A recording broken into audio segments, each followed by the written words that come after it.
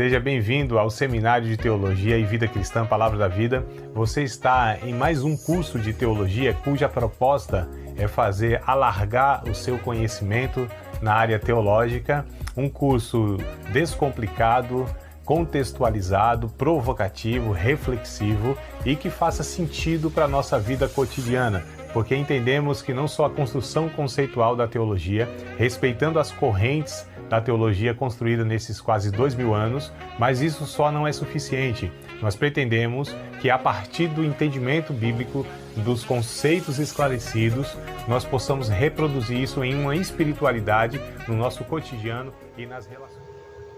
Maravilha, vamos lá. Paramos aqui. Vocês fiquem à vontade, tá? Para estar interrompendo. A gente ainda está aqui numa parte teórica e lúdica, né? Mas essa mistura aí, vamos ver se a gente consegue estar extraindo o que é o propósito aqui. Vamos ver o próximo slide. Não se preocupe em ler, é uma letrinha bem pequenininha e possivelmente vocês vão conseguir, mas não se preocupe. Eu vou narrar para vocês, tá bom? Só preste atenção na minha narração aqui. A história do VCC. V, C e C, tá? Isso aqui é uma história. Conta-se que certo caipira estava no seu trabalho rotineiro no canavial, quando de repente olhou para o céu e viu escrito entre as nuvens as letras V, C, C. Muito religioso, o caipira julgou que aquelas letras significavam vai, Cristo chama. Fiel à visão, correu ao pastor de sua igreja e contou-lhe o ocorrido, concluindo que gostaria de devotar o restante da sua vida à pregação do Evangelho. O pastor, surpreso diante do relato, disse: mas para pregar o Evangelho é preciso conhecer a Bíblia. Você conhece a Bíblia bastante para sair pelo mundo pregando a sua mensagem? Claro que sim, disse o homem. E qual é a parte da Bíblia que você mais gosta e conhece? As parábolas de Jesus, principalmente a do bom samaritano. Então conte-a, pede o pastor, querendo conhecer o grau de conhecimento bíblico do futuro pregador do Evangelho. O caipira começa a falar.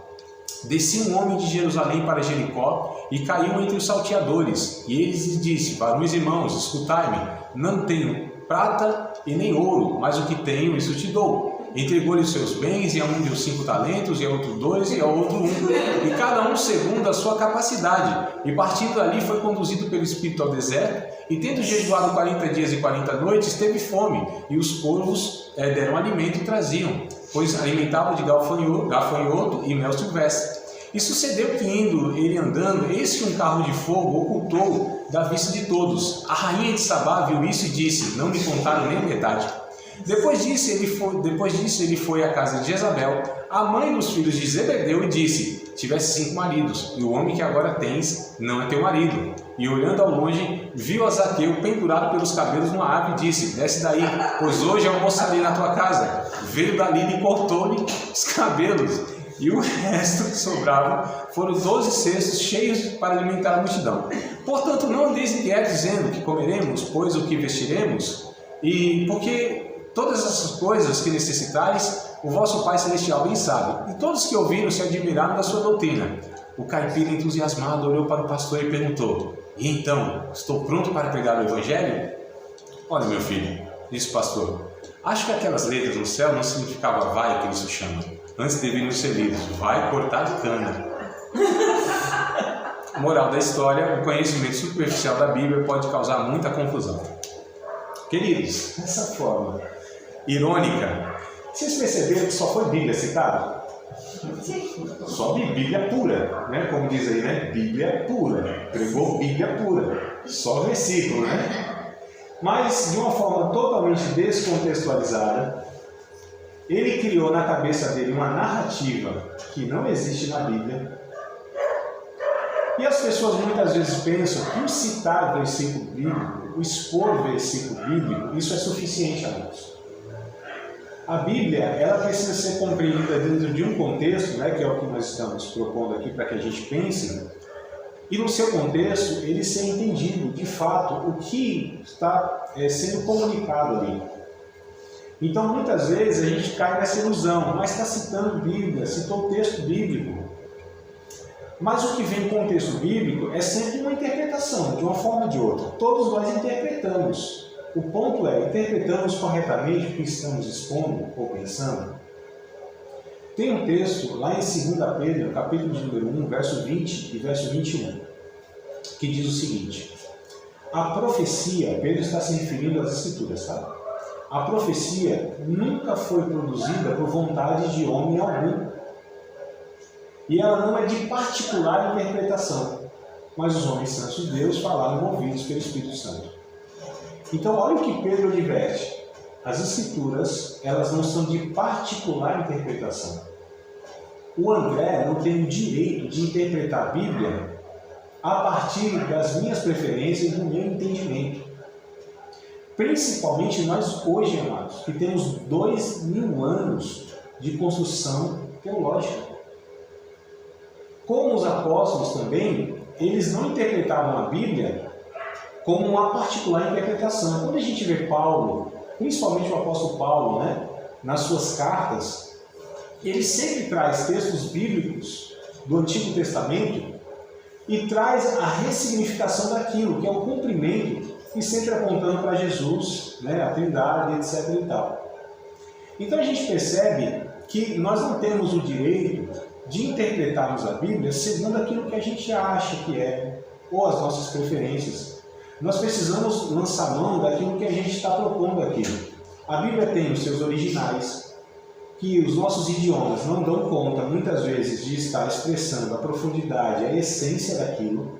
Eu não estou dizendo que as versões elas são erradas, que elas são insuficientes para entender a vontade de Deus. Eu estou dizendo que há certas limitações nos idiomas que são traduzidos à Bíblia, né? Deus escolheu 2 idiomas mais ricos da história humana, o hebraico e o grego. Essas línguas têm uma riqueza assim, impressionante de expressões, né? Cada palavra tem um conceito peculiar, é algo fantástico. E aí a gente tem contextos culturais, a gente tem uma revelação, inclusive, que a gente chama de gradual, paulatina, uma revelação que o Antigo Testamento vem se desenvolvendo até chegar ao Novo Testamento. E aí a gente precisa, inclusive, entender essa dinâmica de ler o Antigo Testamento com as lentes do Novo. O Novo Testamento lança luz ao Antigo Testamento. A gente vai, ao longo da matéria, compreendendo isso, né? E aí, amados, a gente percebe aqui nessa brincadeira, quantas pessoas pensam que elas estão aptas a pregar o Evangelho, a expor as Escrituras Sagradas. Qualquer um pode pregar a palavra de Deus? Sim, desde o que se dedique a isso. A pregação em um culto público é para qualquer pessoa? Não exatamente. Tem que ser pessoas que dediquem, tenham a noção exata, ou pelo menos dominem aquilo que pretende se comunicar. As verdades bíblicas. Isso é o mínimo que a gente deve esperar. A responsabilidade de comunicar. Amados, a gente está falando em nome de Deus. Olha a seriedade do negócio. Eu estou falando para 200, 300 pessoas na minha frente, dizendo a vontade de Deus para a sua vida é essa. O pensamento de Deus é esse. O caráter, as virtudes, as características de Deus é essa, essa e essa. Olha a responsabilidade que nós temos diante das pessoas que acreditam no que a gente está falando é a palavra de Deus, é a orientação de Deus. Percebam que o negócio é muito sério, não é brincadeira, a responsabilidade é absurda, né? Mas vamos lá, para a gente extrair mais alguma coisinha aqui. Oh, meu pai amado, hoje eu estou atrapalhado mais do que não sei o que. Então, vamos lá se eu consigo aqui. Já não enxergo bem no claro, imagina no escuro, né? Mas vamos ver aqui se eu consigo estar fazendo aqui o que eu tenho que fazer.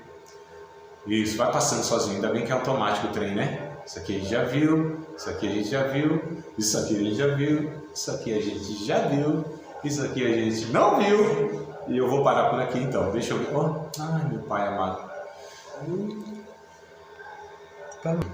Alguma coisa aqui útil. Ó, observação, preste atenção, tá? Essas coisas, elas são importantíssimas, tá? E, inclusive, eu sei que agora não dá para anotar, porque está escuro, né? Mas depois eu vou disponibilizar os slides, vocês tentem anotar de alguma maneira, tá?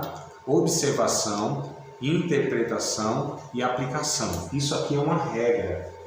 É uma regra, então precisa ser memorizada, precisa ser aprendido, tá? Esse é o passo. A gente observa, a gente interpreta e a gente aplica. Não queira aplicar um texto sem primeiro interpretá-lo e sem observá-lo.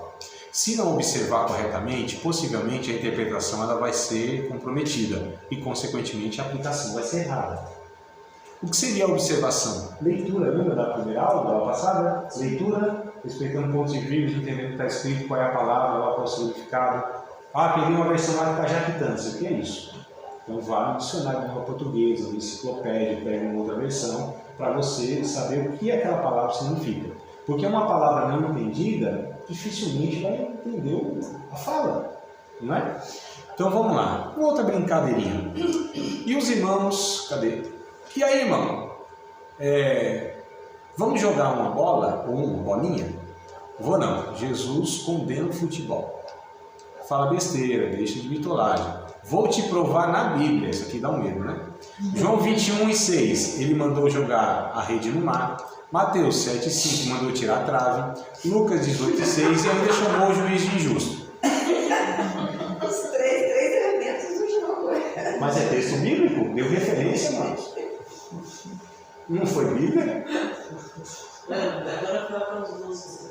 Hã? Os 12 apóstolos.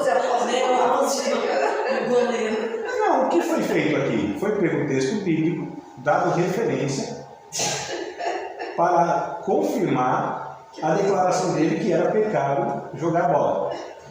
Nessa brincadeira, a gente percebe, falando sério, que pessoas pegam um texto descontextualizado. Esse é o ponto, eu quero chamar a atenção. Primeira coisa, amados, a gente precisa observar. Qual é a observação? Não é só a gramática, não é só a leitura. É o contexto. É o texto dentro do contexto. O que seria um texto? Um versículo, 2 versículos, 3 versículos? Né? Uma frase lá? O que é o contexto? O que vem antes e o que vem depois. Então, quando a gente lê a Bíblia, a gente precisa ler nessa dinâmica de ler dentro de um contexto. Porque se eu pinço um versículo, a gente faz muito isso, né? A gente pinça um versículo e dá o significado a ele. E isso é errado. A não ser que eu tenha já um conhecimento do texto, do contexto, do livro, da história e tal, eu posso pegar um texto que a gente chama de texto-chave, onde ele às vezes resume toda a ideia. Mas para fazer isso é preciso conhecer todo o contexto, né? A gente, quando vai pregar, muitas vezes, a gente faz isso, pregadores, pega lá uma tirinha. Quando há esse conhecimento, não tem problema. Mas muitas vezes não se tem esse conhecimento e pega-se a tirinha lá. Tem alguns versículos que eles são pegos dessa forma e é dado um significado totalmente diferente do que tem no contexto. Vocês já ouviram falar que Deus pega os nossos pecados e lança no mar do esquecimento? Nunca ouviram esse versículo? Sim. Nunca? Fala sim. A fala, Sim. a fala, né? A fala sim. Tá, tem um versículo, que é Miqueias 7:19.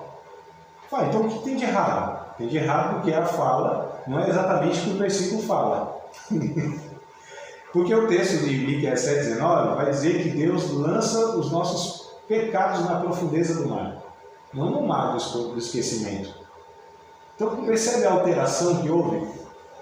Vocês já ouviram falar que na presença de Deus até a tristeza salta de alegria?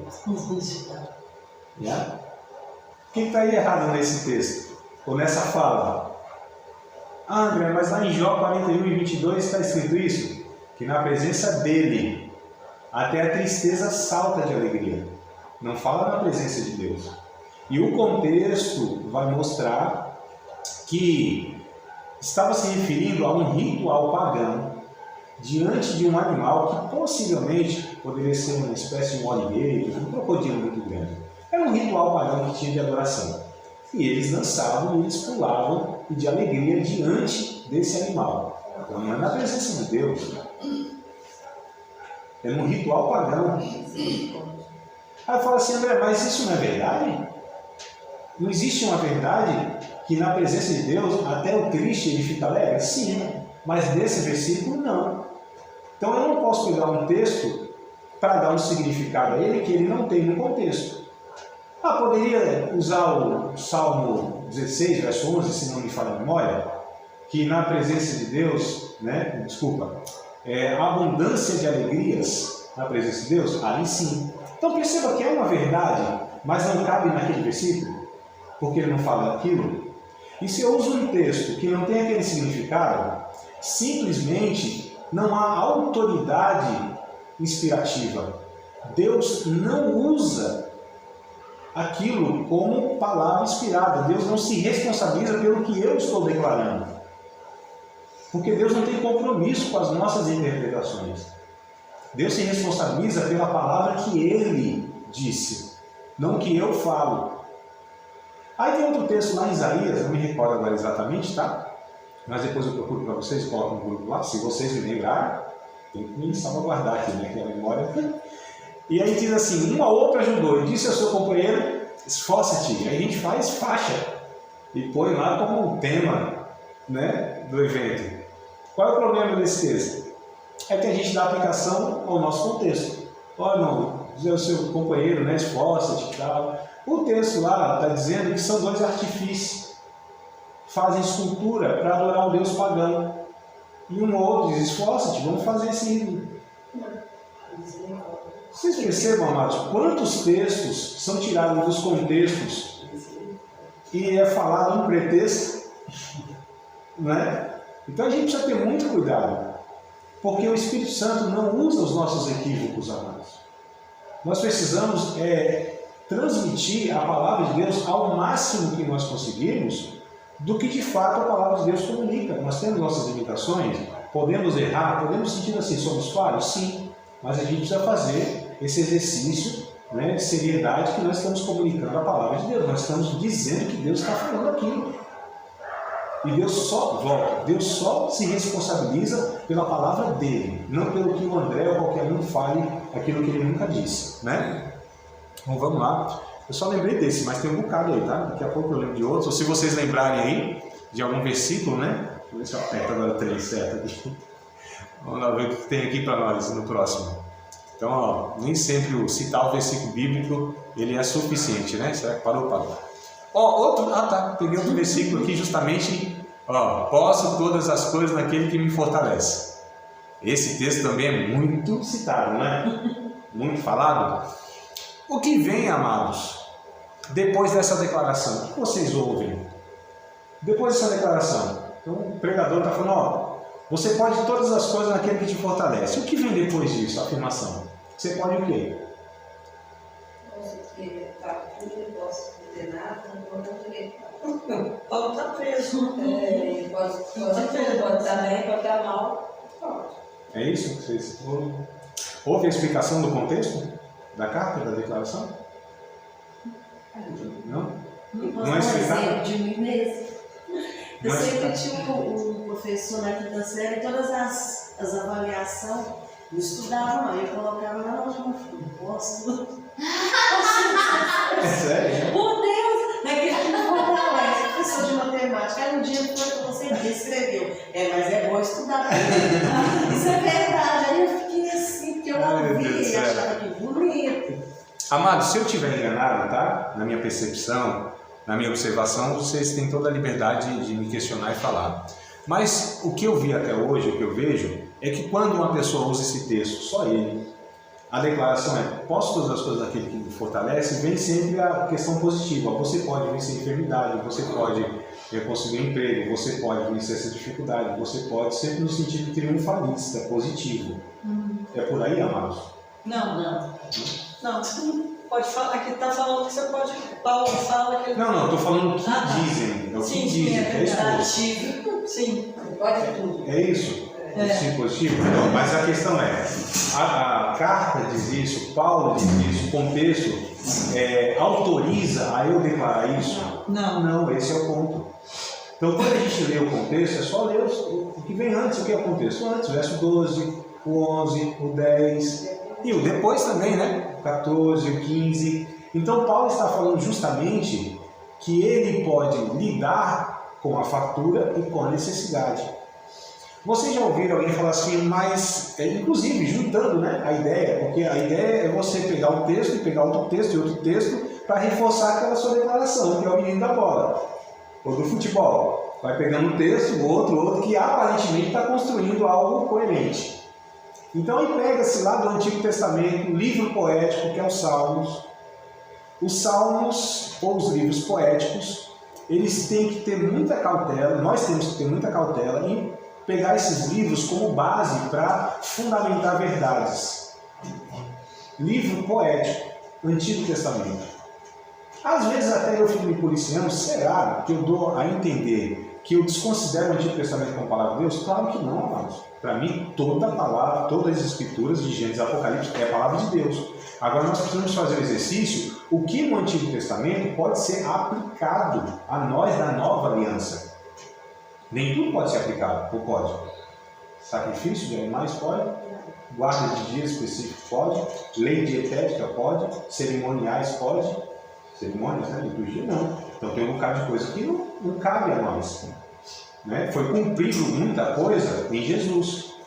Jesus desconsidera o Antigo Testamento? Disse pelo contrário, eu vim cumprir, eu não vim abolir a lei. Ele cumpre e ressignifica nele. E nós temos o Novo Testamento, que para nós é um parâmetro de comportamento, de regra, de fé, e prática e comportamento.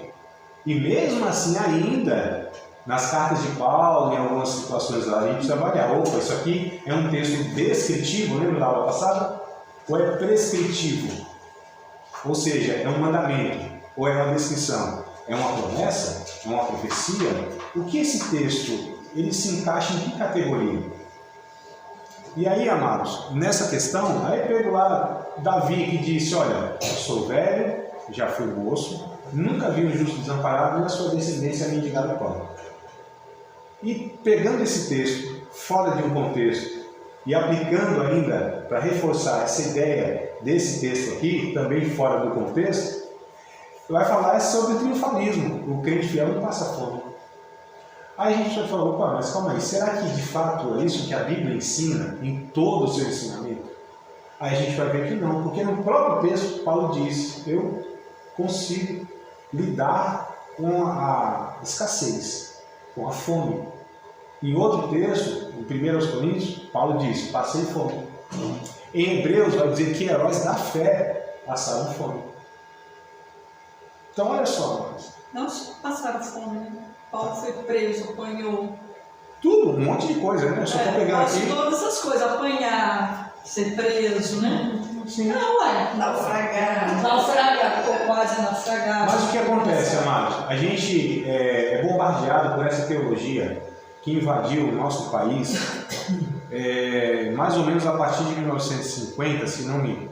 Estou enganado aqui a respeito da data, por uma teologia chamada Teologia da Prosperidade, que veio dos Estados Unidos, né? Um homem chamado Kenneth Reagan, tá? Que é reproduzido aqui pelo Romildo Rodrigues Soares, né?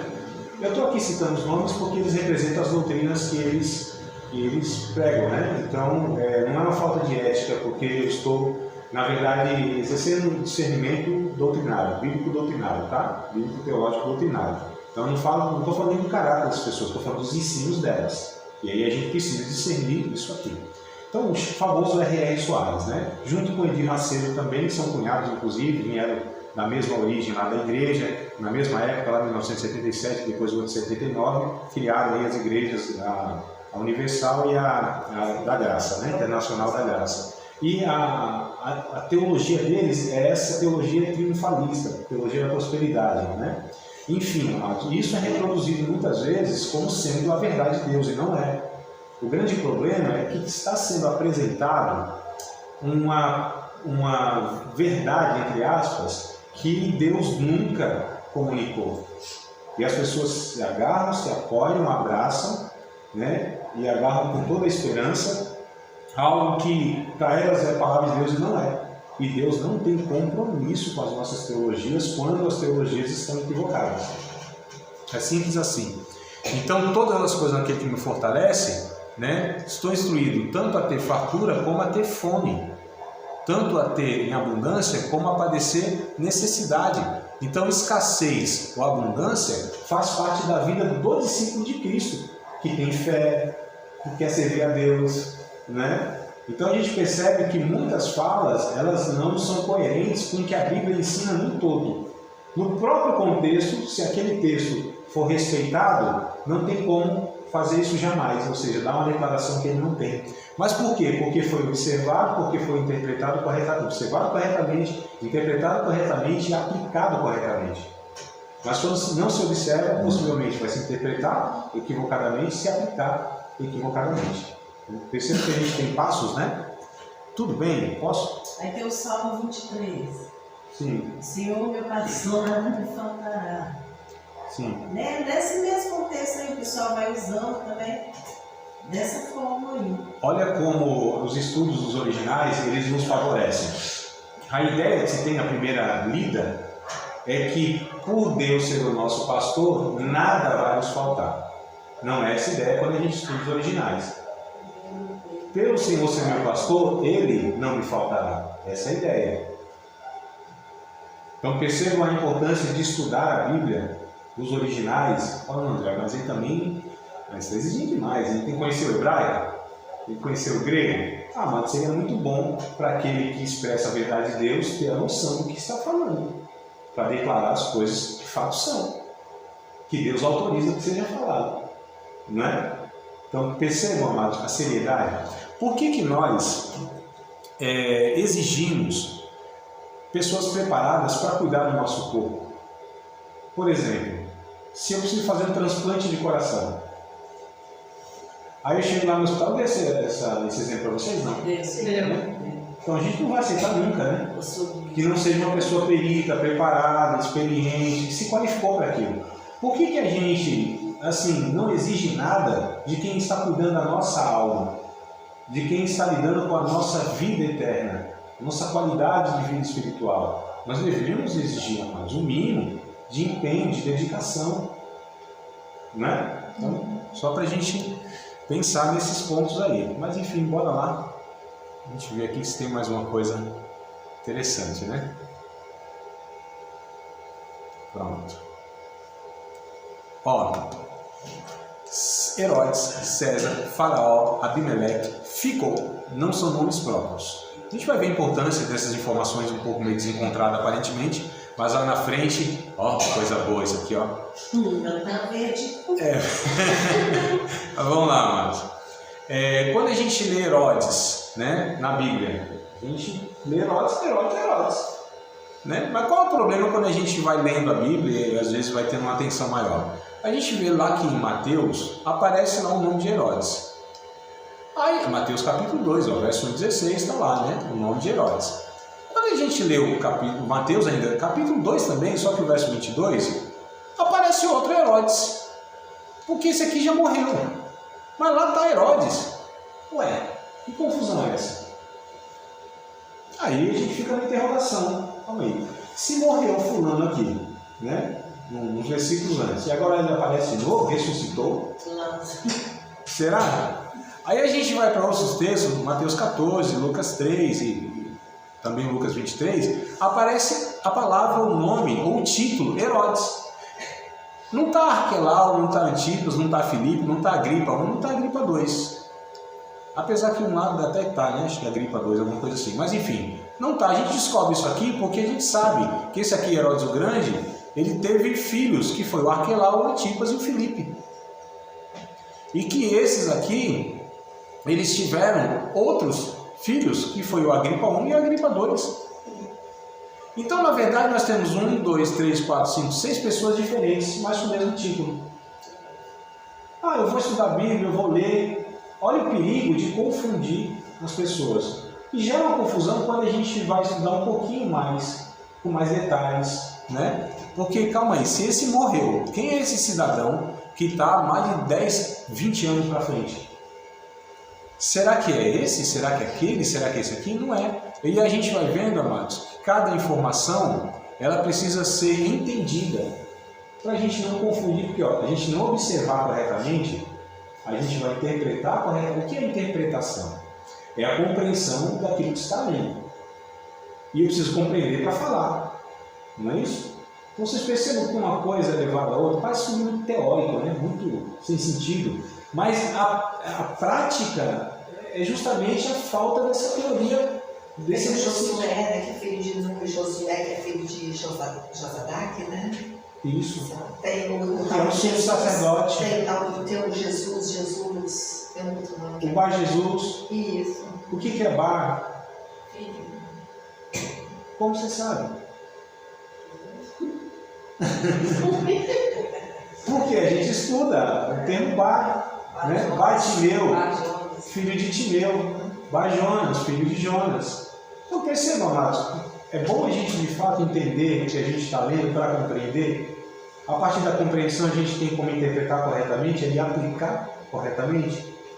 Então isso é necessário, são informações, são detalhes que parecem ser coisas descartáveis, que não fazem falta nenhuma, mas isso vai fazer falta, porque é um todo, amados. Nós estamos estudando, como eu disse, um livro complexo, dentro de uma cultura, com expressões idiomáticas, a gente vai ver daqui a pouco o que é, talvez hoje não, o que é expressão idiomática.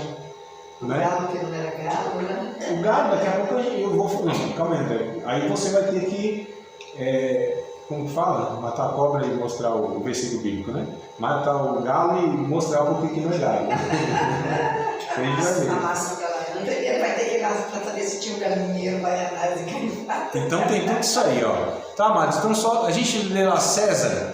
Quantos Césares houve? Césares, plural, né? Césares. Houve. Quantos faraó? Tem faraó, um monte de faraó na Bíblia, no Antigo Testamento.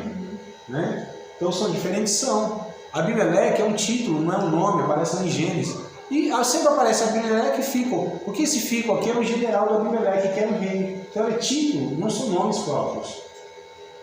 Essas informações eu só estou exemplificando porque há muitas outras, né?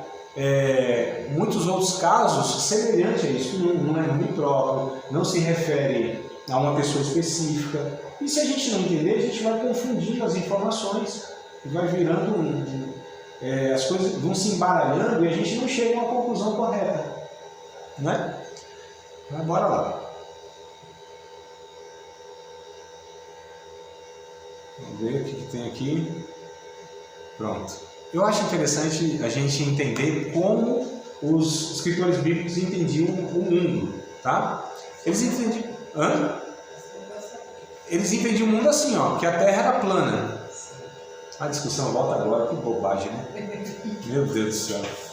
Aqui, ó, a Terra plana. Isso aqui, ó, André, mas que diferença tem? Porque quando a gente lê alguns textos bíblicos, ó, aqui tá vários textos bíblicos, né, que vão falando, o sol nasce e se põe e corre de volta ao seu lugar de onde nasce, Eclesiastes 1:5. Qual a ideia que eles tinham? A ideia era essa, ó. O sol girava em torno da Terra, só que ele girava, né? Aí ele corria aqui, ó, aí nascia de novo, corria, e corria de novo. Fala assim, André, então a Bíblia está errada? Não está errada. Mas essa era a ideia científica da época. A gente chama de linguagem fenomenológica. Eles viam e narravam o que eles viam. Lembra que eu falei para vocês que a revelação é gradual? É pouco a pouco? A humanidade foi crescendo em conhecimento também. E Deus foi se comunicando com a humanidade conforme a capacidade De percepção. Exato. Não é, amados? Então, quando a gente lê, por exemplo, lá em Josué, capítulo 10, verso 12, se não me falha a memória, Josué 10, 12. Quando estava lá Josué para ganhar a batalha, o dia estava acabando e ele precisava ganhar a batalha, ele ora a Deus, o sol e a lua param. A Bíblia diz isso, né? Acho que o sol para lá em Ajalon e tu, sol, para em Gibeon e tu, lua, no vale de Ajalon. E o sol e a lua pararam, isso está escrito na Bíblia. Mas se a Bíblia diz que o sol e a lua pararam, eu acredito que Deus fez isso mesmo. Não, amados. O sol e a lua não giram em torno da Terra. A gente aprende isso na quinta série E. Olha, isso é discriminação, isso é bullying. É bullying, né? Translação e rotação. Vocês lembram disso? Sim. O que é rotação? A Terra girando em torno do seu eixo imaginário. Translação gira em torno do Sol. Não é? Então não é o Sol que movimenta-se. É a Terra que se movimenta e gira em torno dela mesma e em torno do Sol, rotação e translação. Então a Bíblia está errada? Não está errada. A gente vai acreditar no que a Bíblia diz? Não, amados. Porque a gente precisa entender que aquela narrativa não é uma verdade absoluta sobre a ciência, mesmo porque a Bíblia não tem pretensão de ter linguagem científica. Isso é bom a gente saber para a nossa compreensão, claro, mas, por exemplo, uma evangelização, quando a gente está conversando com algumas pessoas e elas questionam a Bíblia, se a gente tem a condição de explicar isso, amados, a gente tem condição de criar pontes e comunicar o Evangelho, a palavra de Deus, com aquela pessoa. Falando para ela, por exemplo, mas a Bíblia não tem a pretensão de ter linguagem científica. Aí um exemplo que a gente pode dar. Os cientistas hoje, até hoje, eles usam o seguinte termo. O Sol nasce no leste. O Sol nasce. Pode ser tomado como literal isso? Não, mas não é uma linguagem? Pronto. Uma linguagem meio didática, né? Coloquial? Que a gente não, chama... ao mesmo tempo didática, exato. até para função de ensino de crianças, sim, me parece. Exato. E é interessante você colocou esse ponto, Delva, porque assim, no Antigo Testamento, como a humanidade, consequentemente Israel, o povo de Deus, que Deus estava comunicando, né, estava revelando aí a sua pessoa, o plano da salvação, etc., eles eram limitados. E o Antigo Testamento, ele é mais ou menos como um desenho. Porque para crianças, ou para pessoas que não têm a condição ainda plena de compreensão de conceitos, você ensina por desenho. Não é isso que se faz com as crianças, Tarantina? Né? É o desenho, é lúdico. Por ali a criança consegue absorver cores, formatos e etc. A criança não entende conceito. Fique aqui, porque o Senhor teu Deus, o Jeová, diz que você tem que ter reverência. O Senhor é soberano, é eterno. Isso vai ser difícil uma criança de 3, 4 anos absorver. Mas você vê, tem outro episódio, por exemplo, na história da igreja, que quando foi Constantino que instaurou o cristianismo, né, no Império Romano, e todo mundo tinha que seguir, então, como é que nós vamos ensinar para todo esse povo analfabeto esses princípios? Então vamos criar o que? As imagens. E aí essas imagens se perpetuaram depois que viraram, quer dizer, a intenção inicialmente era só como material didático para ensinar esses princípios para um povo analfabeto e que o Império instaurou como obrigatória essa religião do Império Romano. Os símbolos, né? Isso, então vamos criar essas imagens para ensinar como material didático e depois virou aí o que virou o que nós temos hoje. Isso. Hoje uma aluna, ela me mandou o seguinte questionamento: professor, é verdade que o pão no mundo espiritual simboliza o corpo de Cristo e no mundo material simboliza a prosperidade e etc e tal? Eu falei, amada, eu não vejo isso na Bíblia, isso ensina na Bíblia. Há símbolos. E o símbolo do pão na Bíblia, por exemplo, representa o corpo de Jesus. Daí tudo bem. No mundo espiritual, não. Isso é uma forma até didática que Jesus usou lá para exemplificar. Todo no contexto, está tudo certo. Mas percebam que às vezes os símbolos eles são pegos de uma forma e traduzidos de uma maneira que não tem como se traduzir. A Bíblia, amados, para nós é o que dá o parâmetro para a gente entender as coisas. A Bíblia, o que ela ensina, precisa ser entendido. O que ela ensina, para que a gente não fique divagando, viajando na maionese, academicamente falando, né? Esse é o termo masculino, né? Fique imaginando. A gente não tem direito de imaginar, de achar. Precisamos procurar de fato qual é o sentido do texto. O que Deus quer nos comunicar com aquele texto, com aquela verdade, com aquele termo. Aliás, eu acho que eu falei para vocês, se eu não falei, né, cabe agora. Que é o seguinte: a gente precisa ler a Bíblia não nessa disposição que Deus quer falar comigo. Não é assim que a gente lê a Bíblia. A gente lê a Bíblia na disposição do que o autor, por exemplo, o apóstolo Paulo, a igreja lá em Roma, quis comunicar para eles. O que o apóstolo Paulo, quais as verdades do apóstolo Paulo, quis comunicar àqueles irmãos lá na igreja de Roma, no século I. Descobrimos isso, entendemos a verdade comunicada para aqueles irmãos naquele contexto. Aí isso é buscar o sentido da palavra, o sentido do texto.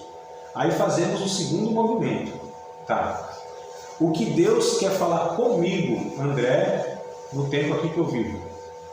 Isso é significado da palavra. Então a gente busca o sentido da palavra e o significado da palavra. Porque se a gente não descobrir primeiro o que aquele autor, para aquele primeiro público, queriam se comunicar, a gente dificilmente vai conseguir aplicar aquilo na nossa vida. Aí cria-se os equívocos. Quando é pego, por exemplo, lá em 1 aos Coríntios, onde Paulo dá ordem para as irmãs usarem véu, para os irmãos se cumprimentarem com ósculo santo, beijinho na bochecha. Aí querem aplicar isso como comportamento. Está vendo como fica um negócio estranho, descontextualizado? Não é? É isso que Paulo está ensinando. É isso que Deus, melhor dizendo, através de Paulo, quer ensinar para nós e quer aplicar na nossa vida. Isso é literal para nós? Não. Para eles foi? Sim. Por quê? As perguntas vão surgindo, a gente vai fazer, lembra? Onde, quando, por quê, como. Então a gente vai descobrindo a gente vai obtendo essas respostas, e aí essas coisas vão fazendo sentido para a gente. A gente precisa lidar com a Bíblia dessa forma, amados. Porque senão a gente vai continuar perpetuando essa igreja brasileira, que é assim uma loucura. Você entra em cada igreja, parece que são Bíblias totalmente diferentes. Cada um fala uma coisa que dá na telha. É uma coisa assim, meu Deus do céu, o Espírito não é o mesmo, o Deus não é o mesmo, a Bíblia não é a mesma. Por que a gente tem tanta divergência assim? Mas não é uma nuance, é uma oposição. Um fala uma coisa, outro fala o contrário. É um oposto. Fala, calma aí, alguém está errado nessa história. Às vezes até os dois, né? Então, só para a gente entender, tá? Desse slide aí depois eu compartilho com vocês, e vocês vão pegando os textos, só para a gente entender. Há uma palavra aqui, ó, abóbada, né? Grossas nuvens encobrem de modo que não pode ver, ele passeia em volta da abóbada do céu. Jó 22:14. Eita, o que é abóbada, amados? A parte dele. Oi? É a abóbada palatina, a boca do céu da boca, né? Então a parte dele. A abóbada, essa aqui, né? Então, André, mas isso aqui faz diferença? Faz, se a gente está lendo, não entende uma palavra, e abóbada. Deus passeia, Deus está sentado no globo da terra. Ó, a palavra de Deus há muitos anos atrás, há milênios, já falava que a terra era redonda. Né? Depois aí o cientista mais para cá foi afirmar isso, mas a Bíblia ela tem uma sabedoria impressionante. Quando a gente lê e entende, a gente tem informações muito mais avançadas do que muitos sábios por aí, amados, tá? Vamos ver se tem mais algum slide aqui que dá pra gente extrair alguma coisa. Bom, isso aqui, ó, praticamente, né, a repetição lá. Mas olha só que interessante, como os antigos viam o mundo dessa forma, ó. Eles escreveram isso aqui, ó, que Deus fundou, colocou colunas. Eles tinham essa ideia que a Terra, ela tinha colunas, ó. Como que a Terra se sustentava no universo?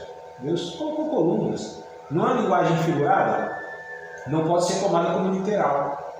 Então a gente vai ver que tem linguagens na Bíblia, e se a gente não identifica se aquilo é literal, se aquilo é figurado, se aquilo é alegórico, o que é uma alegoria, né? Então a gente vai, irmãos, é língua portuguesa, não que eu seja... O sentido gravitacional só depois, muito tempo, né? Mas o que Deus estava fazendo? Estava comunicando, estava, né, passando o que é a Bíblia, é a fala de Deus e sotaque humano, né? A Bíblia é isso, é a fala de Deus em sotaque humano. Então os homens, quando Deus fala assim, os meus olhos percorrem por toda a terra, a minha mão não está encolhida para que não possa salvar, os meus ouvidos não estão mocos para que não possa ouvir. Moco acho que não tem essa versão, não, essa é surdo, tá? Que mais? Chegou como um cheiro na minha narina, aprazível, né? Deus se arrependeu, Deus está triste. Essa linguagem, amados, é uma linguagem humana.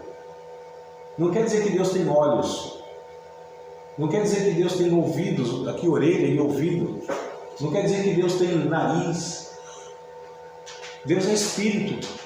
Não existe uma forma, uma estética de Deus descrita na Bíblia. Isso nós chamamos de uma linguagem antropomórfica. Ou seja, Deus se apresentando de forma humana para comunicar ao homem algumas verdades. Por onde se ouve? Pelo ouvido. Então Deus está falando, os meus ouvidos não estão surdos para que não possa ouvir a oração de vocês. Mas Deus tem ouvido? A gente pode declarar isso? Não, não podemos.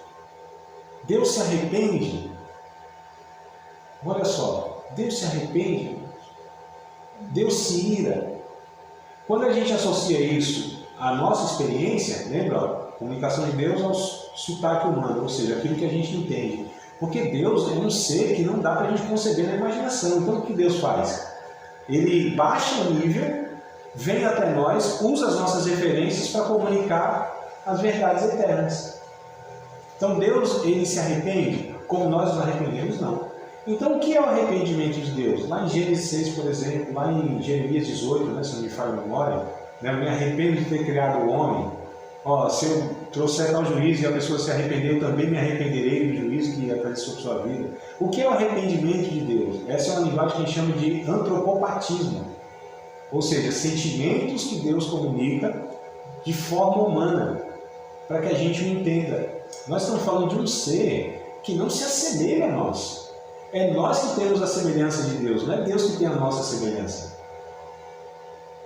Vocês percebem então, amados, que a gente tem que tomar muito cuidado, muitas vezes, porque a gente vai concebendo um Deus segundo a nossa imagem, conforme a nossa semelhança. Né? E a gente vai atribuindo a Deus, por exemplo, sentimentos que nós temos. Deus se ira porque ele fica nervoso, ele perde o controle. Não, isso é nós que cometemos, porque nós somos pecaminosos. E a nossa ira é injusta, desmedida, descontrolada. A ira de Deus não. A ira de Deus é justa, é na medida correta. Jesus pisa o lagar da ira de Deus Todo-Poderoso. Quando Deus diz assim, minha é vingança, Deus é vingativo, hein? Aí a gente está criando um Deus à imagem e semelhança do homem. Não é verdade, irmãos? E a gente apresenta esse Deus para as pessoas. Deus vingativo, um Deus irado, né? Um Deus que, poxa, se arrependeu, né? Se Deus soubesse exatamente, não tinha chamado isso aqui para o ministério, não. A gente vai criando essas ideias. Vocês acham que isso é exagero? Não. Quando a gente vai procurar saber qual é a compreensão de Deus, né, na cabeça de algumas pessoas, fala, nossa, não, meu. Esse não é o meu Deus. Não, isso não é o Pai do nosso Senhor Jesus Cristo, tem nada a ver. Isso não é o Deus da Bíblia. Por duas coisas: a má compreensão da leitura bíblica e a tradição religiosa que essa pessoa vem. Né? Então, por exemplo, alguns concebem Deus da idolatria que ela pertencia lá atrás. Então acha que Deus ele é igual às entidades que querem oferenda, que tem que aplacar a ira dele. Amado, isso é tão sério que se isso não for retrabalhado quando as pessoas chegam na igreja, no evangelho, as pessoas elas só vão adaptando isso com elementos. A lógica é a mesma. E aí a gente está ensinando Deus, convivendo com Deus que não é o Deus da Bíblia, que não é o Deus criador. Nós estamos pegando nossas referências das religiões que nós viemos, que tem as divindades. Nós estamos perpetuando aquilo que ouvimos, porque alguém falou de uma coisa que não tem nada a ver do que de fato é a revelação bíblica. Isso vai construindo mais algo horrível, religioso, na cabeça das pessoas que estão no contexto de igreja, que Jesus quer alcançar e que as alcançou até de alguma maneira, mas que não são levadas à lucidez, à compreensão bíblica, à maturidade. E aí, às vezes, amados, é tão trabalhoso você ensinar a Bíblia para as pessoas que têm uma concepção de Deus e a desconstrução é difícil. Eu lido com isso há 20 anos. Eu ensino adultos e pessoas que têm suas experiências em contextos de igreja. E que trabalho que dá? Porque foram formadas, não foram retrabalhadas de onde vieram as suas referências religiosas. E transferem isso para o Evangelho. É muito complicado, né? Mas bora lá. Olá, André. Deu. queria, assim, se você puder falar mais um pouquinho assim, do que é, então, assim, a ira de Deus. Porque, então, assim, sabe, quando a gente lê na própria Bíblia mesmo as coisas que acontecem no povo de Israel, quando eles foram para Babilônia e tudo, como foi a ira do juízo. Sim. Né? E aí, eu queria que você tivesse falado. Então vamos tentar pensar Antigo Testamento e pensar Novo Testamento. Então, Antigo Testamento, Deus estava separando um povo na história para o bem da humanidade, que era Israel. Israel foi separado não por causa da sua fidelidade, seu merecimento, ou porque era melhor que as outras nações, pelo contrário. Os profetas, Ezequiel e outros profetas vão falando, porque eles se vangloriavam, nós somos o povo de Deus, aí os profetas falam, não. Vocês não eram melhores, vocês eram inclusive de origem pagã. Vocês inclusive demonstram a natureza pior do que muitas nações pagãs de volta. Então assim, o Antigo Testamento é só denúncia do que esse povo era ruim. Por que Deus escolhe esse povo? Por causa da misericórdia e da graça de Deus. É inexplicável, não é por mérito. Então todo mundo que se opunha a Deus estava se opondo ao projeto de Deus para a salvação da humanidade, porque de Israel é que Deus iria trazer o Messias e salvaria o mundo. A gente precisa entender essa questão, o projeto da salvação, o plano de salvação de Deus. E aí assim, então, mesmo Israel fazendo coisas horríveis, Deus ainda punia as nações em volta para proteger Israel, trazia juízo sobre Israel e tal. A relação era diferente. Deus, o que o Antigo Testamento, o que a lei de Deus, qual foi o propósito da lei de Deus? Foi de salvar? Não, porque a lei não salvava ninguém. Quem fala isso? É Paulo lá em Gálatas, no capítulo 4, por exemplo. Ele vai falar, a lei não salvou ninguém. O que a lei serviu? Como um pedagogo, dependendo da versão, um pedagogo, alguém que cuida da criança, tem um tutor, cuida da criança para levá-la à maturidade. Então, o que é a lei? O que a lei fez? Mostrou o nível de pecado. Está pecando muito, está pecando. É o termômetro, que não cura a febre, só mostra a gravidade que está o negócio. Então, pela lei não havia salvação, ninguém salvava. Aliás, até havia se cumprisse tudo da lei. Mas que ser humano conseguiu isso? Abraão, Isaac, Jacó, José, Moisés, Elias, Eliseu, ninguém. Então a gente já vai entendendo o Antigo Testamento, o tratamento de Deus, Deus mostrando a sua santidade, o seu caráter, e Deus mostrando a vocês são insuficientes para estar satisfazendo a minha justiça, porque Deus foi ofendido. Eu estou falando aqui no entendimento total da Bíblia, lá da criação até o resgate. Então, olha como é importante nós entendermos toda a Bíblia no que ela ensina. Então, o Antigo Testamento, Deus trazia o juízo mesmo. Era pela lei. Quem não cumpria era transgressor, era punido. É por isso, inclusive, lá aquele que não dava o dízimo podia ser chamado de ladrão. Hoje não pode ser aplicado dessa forma. Isso é o Antigo Testamento. Se no Novo Testamento tivesse a continuidade desse ensinamento, tudo bem. É que não tem. Agora, eu acho muito desonesto, intelectualmente, pegar textos que interessam do Antigo Testamento, para usá-los para afirmar coisas. Um dia um irmão disse assim, André, quando alguém não dá o dízimo no mês, no outro mês tem que dar o dízimo mais o quinto. O quinto de 100% são 20, né? Então o 10 do mês que falhou, mais o quinto dá o trízimo, né? Então é 30%. Então é interessante, você acredita nisso mesmo, irmão? Claro, não está escrito lá, está escrito mesmo no texto, mas você lê o texto todo? Porque além de dar o 20%, a pessoa tinha que trazer um animalzinho e sacrificá-la também. Por que essa parte você desconsidera? Qual é o critério que você usa para fazer o recorte que aqui eu posso pegar e aqui não? Só o que interessa. Vocês percebam que a gente precisa ter um critério. Qual é o critério? Que eu entendo, e a grande maioria dos ensinadores entendem, que o Novo Testamento é quem dá o parâmetro para aquilo que o Antigo Testamento pode ser continuado e aplicado como comportamento, regra de fé e prática. É básico isso, amados. Qualquer estudante da Bíblia, qualquer ensinador tem que seguir esse parâmetro, invariavelmente. E aí, né, só aqui para não esticar muito chiclete teológico, então Deus, ele mostrava a sua severidade porque tinha uma santidade que foi ofendida.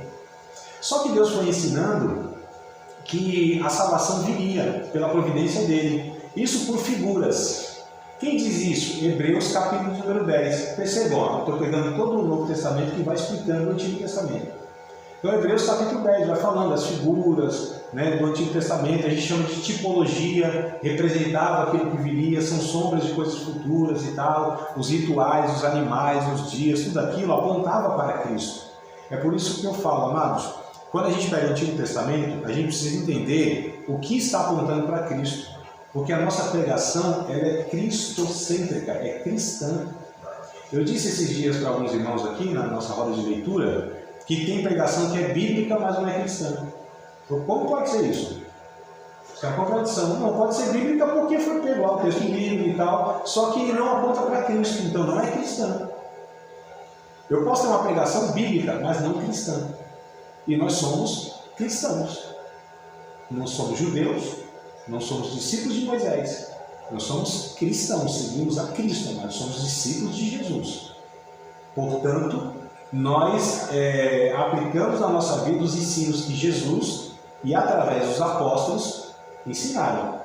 Efésios 2:20, a igreja ela é edificada no fundamento dos apóstolos e dos profetas.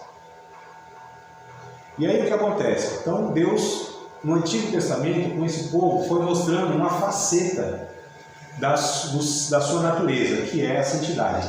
Essa santidade foi ofendida. E os homens não conseguiram. Então Deus trazia o juízo. Mas Deus sempre mostrando. O meu prazer não é trazer o juízo.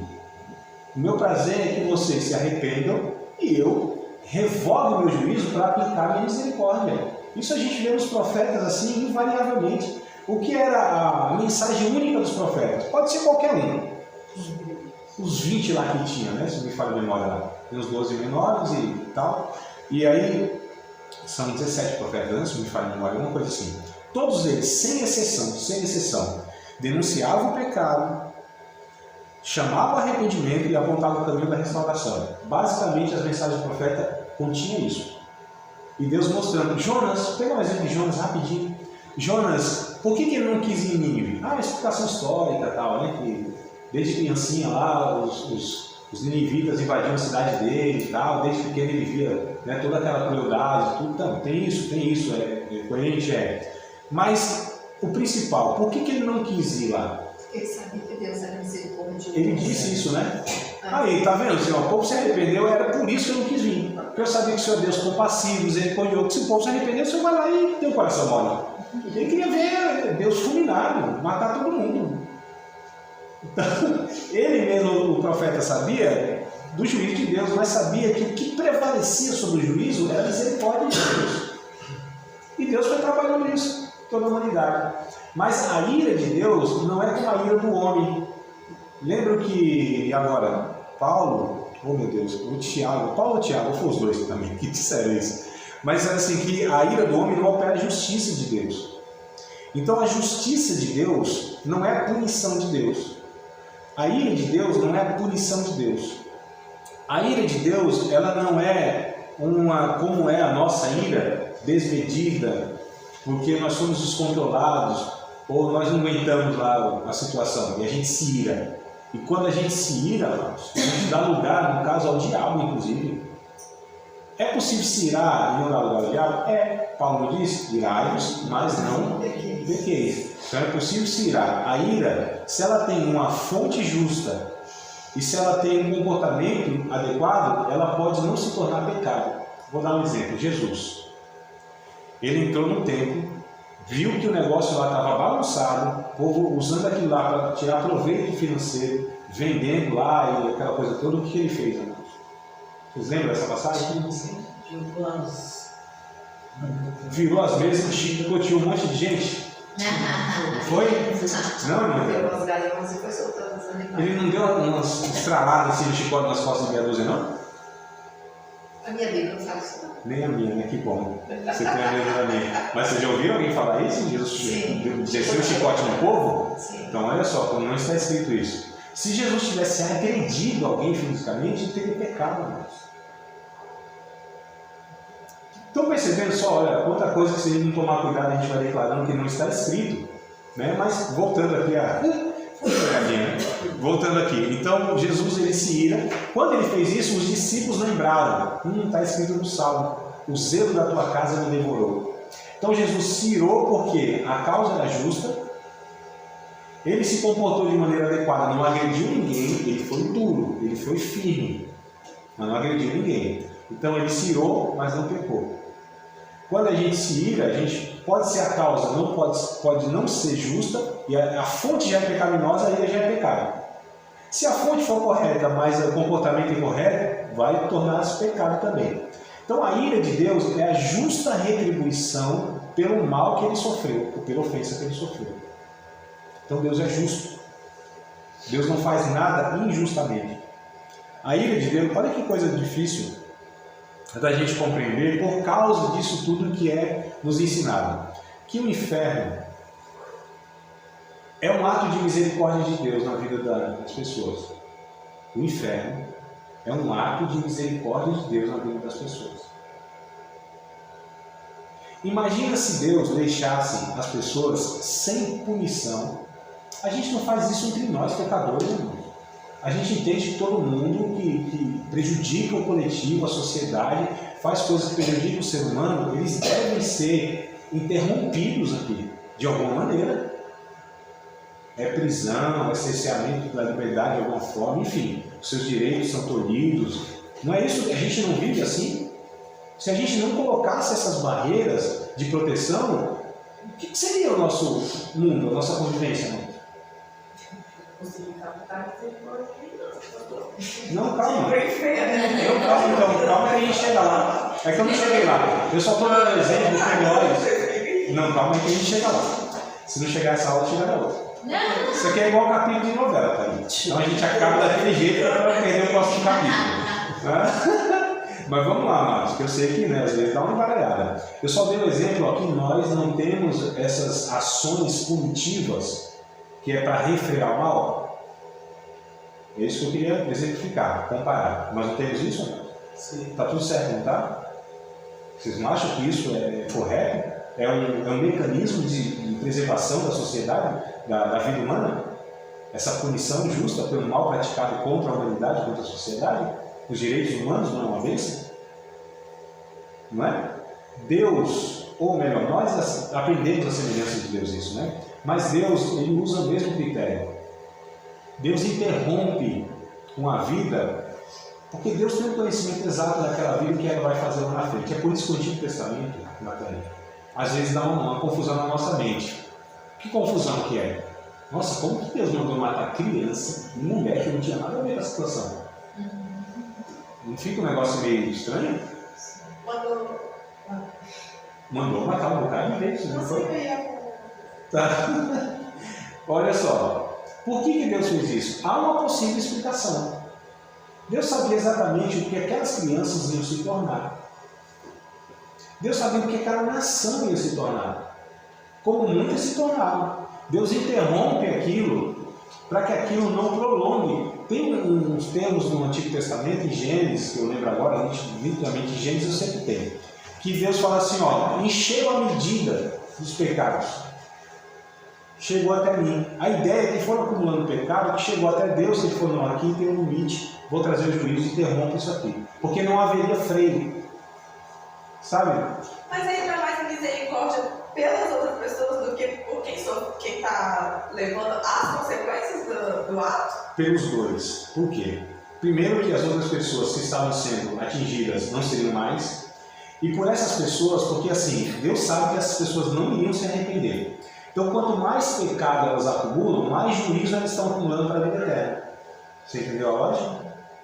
Então, Deus interrompe aqui porque Deus sabe, não vão parar de pecar. Então, quanto mais pecarem, mais eles terão que dar conta e maior, mais intenso, mais grave será o juízo sobre a vida deles. Então, interromper é como se fosse um crime. Por exemplo, eu sei que essa pessoa, ela vai matar, ela vai estuprar, ela vai ocultar cadáver, ela vai fazer um monte de coisa. Eu sei disso.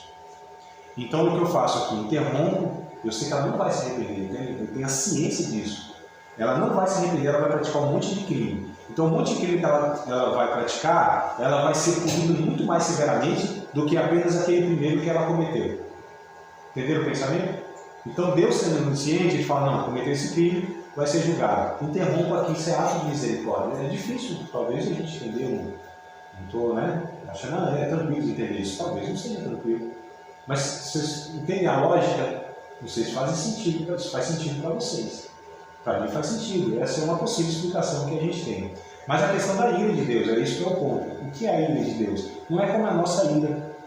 Então, às vezes, a gente projetar em Deus a partir das nossas referências, esse é o grande problema. Deus se arrepende, mas segundo como a gente se arrepende, não. Por que a gente se arrepende? Fizemos o que devíamos. Ixi, se eu soubesse, rapaz, olha o prejuízo que eu tive, me arrependo. Deus não se arrepende por esses motivos. A palavra aplicada a Deus de arrepender-se é a disposição dele mudar. Por quê? Ele tem um juízo que precisa ser executado, Deus estabeleceu uma forma disso se reverter. É pelo arrependimento.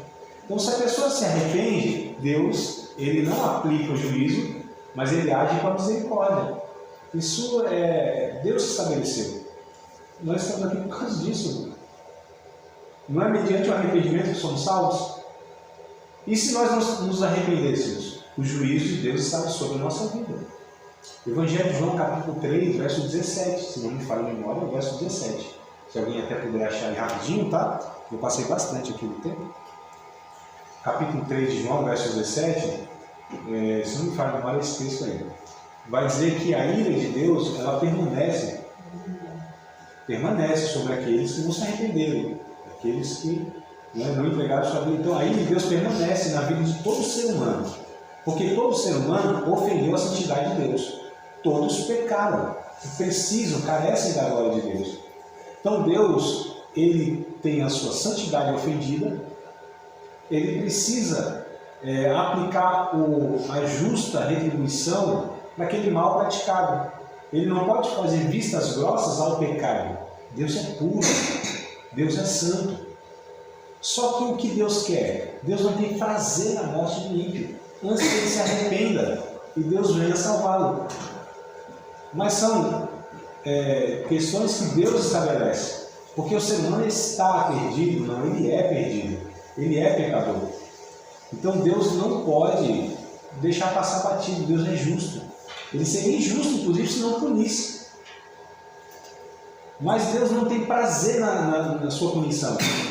Ele quer, de fato, exercer a sua graça e a sua misericórdia salvando. Mas ele estabeleceu para que isso fosse feito com arrependimento. E ele oferece, ele não leva em conta, diz o Atos dos Apóstolos, não leva em conta os tempos da ignorância. Hoje anuncia que todos os homens se arrependam, para que sejam salvos. Percebam, amados, o que Deus está estabelecendo num relacionamento? Eu falei daqui de um conceito bíblico todo. Se a gente não entende esse conceito bíblico todo, e o que prevalece, e o que Deus quer e prefere, a gente muitas vezes vai apresentar um Deus que não é o Deus que se apresenta na Bíblia. Esse é o ponto. Está vendo a importância de conhecer de fato todo o projeto de Deus? Eu não sei se eu respondi, Natânia, a questão da sua dúvida da ira de Deus, não é e tal, como pode ser isso. Não é segundo os nossos parâmetros. O que a gente tem por arrependimento não é como Deus se arrepende. O que a gente tem de ira não é o que Deus executa. Em nós é tudo diferente. Deus é um ser totalmente diferente de nós. Vocês têm alguma pergunta fácil e rápida? Tem que ser fácil e rápida. Calma, amados, que a gente está só no começo da matéria, viu? O que não está assim... É igual ao Antigo Testamento, vamos um pouquinho, vamos ver se a gente chega lá na revelação. Tá? Calma que a gente está problematizando, a gente vai pegar texto, a gente vai pegar tudo isso aqui e vamos ver, mais uma coisa. Acabou de participar de mais uma aula de um dos nossos cursos do Seminário de Teologia, Vida Cristã, Palavra da Vida. Espero que tenha te abençoado, não só alargado o seu conhecimento teológico, mas que tenha também atingido o teu coração para que você possa, a cada dia mais, reproduzir a vida de Deus nas suas relações cotidianas. Se você ainda não é aluno oficial de um dos nossos cursos, se inscreva aqui no contato que vai aparecer do WhatsApp, Também nos siga nas redes sociais, se inscreva no nosso canal, compartilhe à vontade e Deus